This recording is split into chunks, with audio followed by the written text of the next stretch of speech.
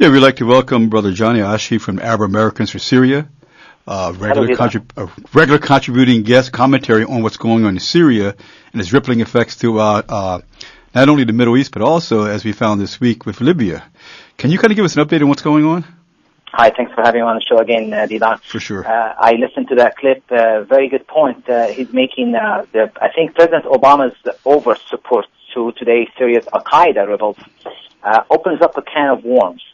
The American president says he's committing to fighting al-Qaeda while at the same time supporting al-Qaeda.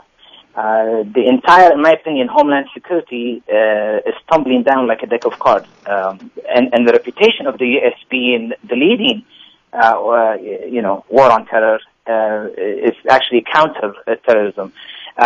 What's happening on the ground in Syria, I think the Western military alliance's foot soldiers have been decimated. They're losing the war. What is happening right now, they want to continue that power or that balance of power. The United States is standing on the wrong side on this war, and I think in the whole Middle East. What we've seen in the last 2 years, what's the so-called Arab Springs, we realize today what's happening today in Tunisia and Libya and in Egypt. Tonight, there's close to 250,000 right now in Tahrir Square in Cairo. They're going to grow up to about maybe a few millions by tomorrow. They're not returning home until this Muslim Brotherhood regime, the Muslim Brotherhood that the United States has supported in Libya, in Tunisia, in Egypt, is taken down.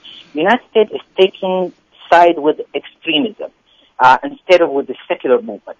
People in the Middle East, yes, they are Muslims in majority, but they're not extremists. They do not want to go 1,400 years backwards. They don't want to go to Sharia law. They want to be, they aspire for a better life, for a better democracy, yet they don't want Sharia law to rule them. Christians don't want to feel like they need to pay taxes to live with Muslims, and Muslims don't need that.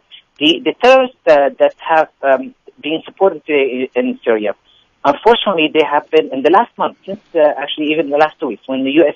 decided to overtly finance and send weapons to these, tremendous massacres taken place in the last 2 weeks, Divan. A whole village, a Christian village, was wiped out, their houses and their property burned.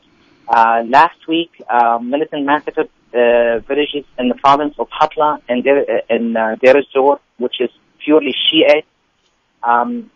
The coinciding of U.S. supporting these people have made these people go off in sectarian fashion.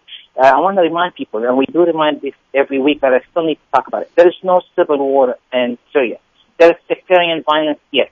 But that sectarian violence is fueled by few clergymen who are producing fatwas. And the fatwa is like a religious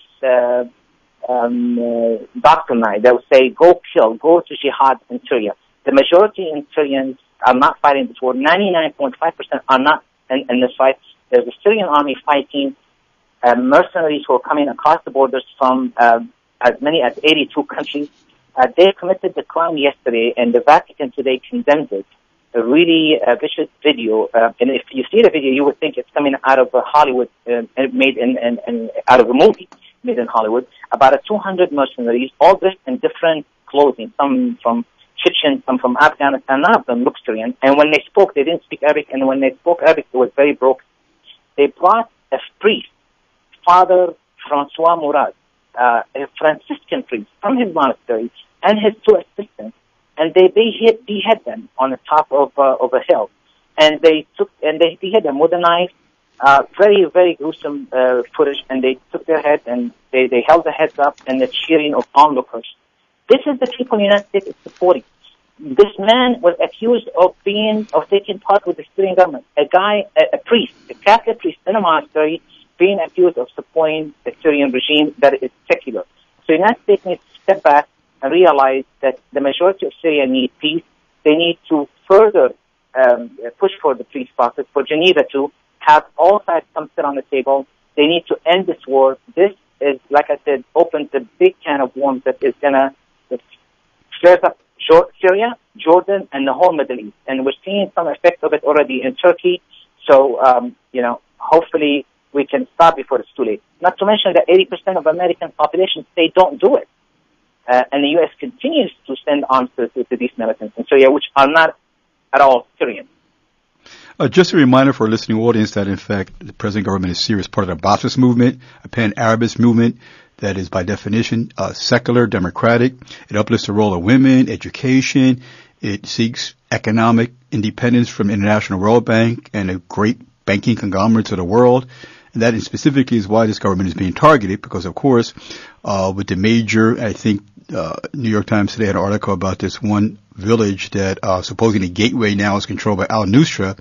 In fact, if you look at the ideology of al-Nusra, it's for the repression of women, following kind of a feudal Islamic definition. It's opposed to modernization. It's opposed to not having a dependent relationship that they've already established with the United States through the movement of arms and massive amount, millions of dollars of financing going from the United States to finance al-Nusra and other of these guerrilla movements. So I just want the listening audience to understand the difference between the present regime in relationship to human rights, the question of religious freedom. Of course, under the present Assad Bashar regime, Christians, a minority, though a strong minority, have had full religious freedom under the present regime.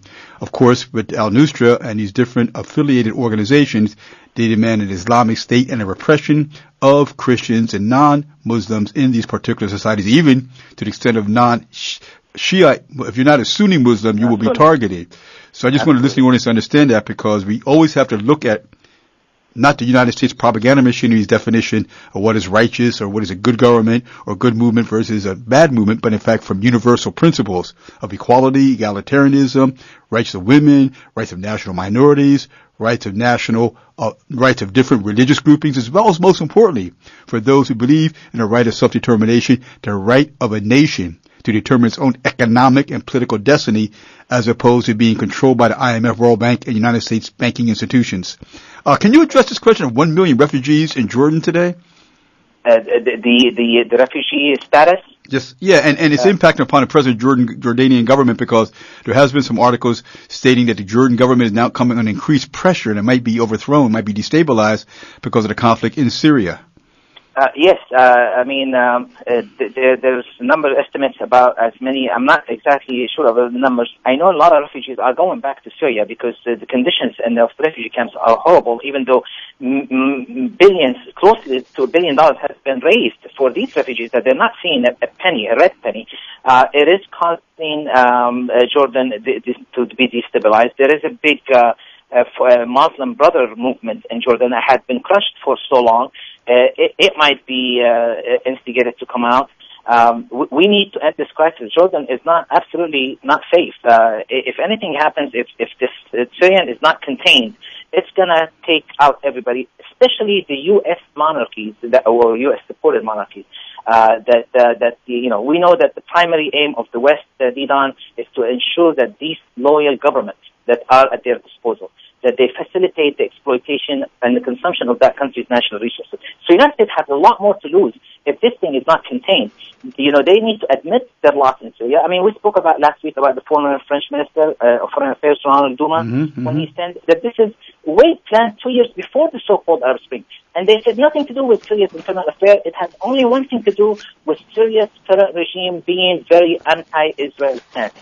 Syria will not turn its country to a U.S. military base. Syria will not turn its resources to the United States. Syria, their people, the Syrian people, work for the interests of themselves, they won't work for themselves. And that's the only difference.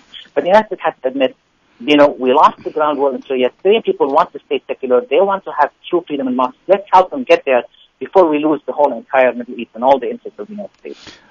Johnny Achi, if listeners want to find out more information from a non-Western imperialist point of view on Syria, what would you recommend? To read more. I mean, to stay away from mainstream media. And politics, there's facts and there are fiction.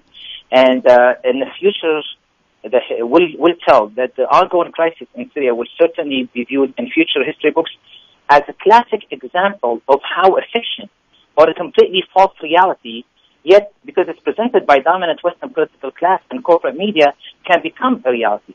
The West is engaging in mass propaganda. Please, people, go to alternative media sources. They're portraying the Syrian conflict as a fight for democracy, when many of these rebels want anything but democracy in Syria. These rebels have pledged allegiance to al-Qaeda. They're explicitly called for Sharia law. They have killed thousands of Christians and other non-Sunnis, and even Sunnis who do not believe in Sharia law. They have used terrorist tactics, hundreds of suicide bombings, most of them in civilian-populated neighborhoods.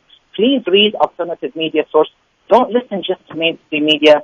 Our corrupt media and our corrupt political class pretending that arming these people in Syria will produce democracy. That is far away from the truth as it can be. And another addition to that the two least democratic nations in the region, Saudi Arabia and Qatar, are the ones who financing and supporting these terrorist mujahideen to bring democracy to Syria. Come on. Wake up and start reading for yourself. Open up your eyes and stay behind your representatives who have two new resolutions trying to pass through Congress to stop supporting those terrorists, al-Qaeda.